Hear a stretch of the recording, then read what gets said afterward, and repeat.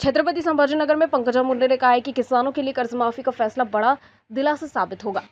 उन्होंने बताया कि बारिश देर से आई है और आगे अच्छा मौसम मिला तो सबसे पहले पानी, फिर किसानों और उसके बाद उद्योगों की समस्या पर सरकार को ध्यान देना होगा।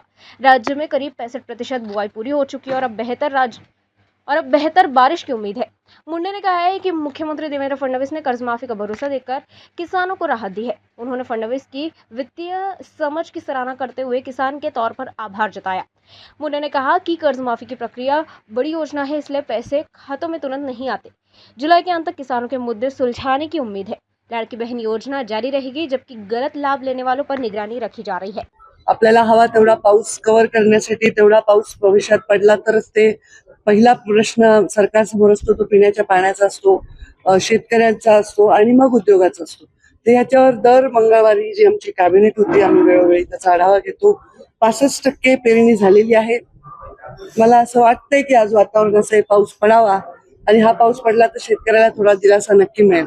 परंतु सर्वात महत्त्वाचा दिलासा शेतकऱ्यांच्या कर्ज माफीचा जो आहे तो सन्माननीय मुख्यमंत्री देवेंद्रजी फडणवीस आणि आता ते अर्थ खातं सुद्धा चांगला सांभाळत आहेत। मी त्यांच्या मनापासून अभिनंदन करते आणि एक शेतकरी म्हणून देखील मी त्यांचे आभार मानते की त्यांनी शेतकऱ्याच्या कर्जमाफीचा हा निर्णय आत्ताच्या वातावरणीय बदलामुळे झालेल्या परिस्थितीसाठी एक मोठा दिलासा दिलेला आहे।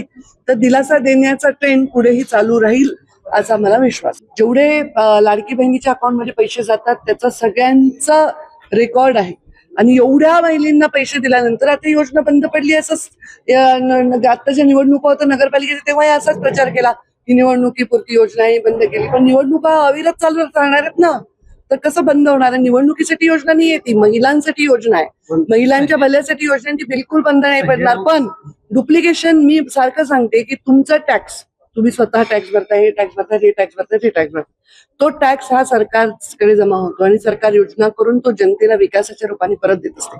मग कोणी चुकीचे पैसे उचलू द्यायचे का? आपण आपले पैसे चुकीच्या पद्धतीने खर्च होऊ द्यायचे का? नाही।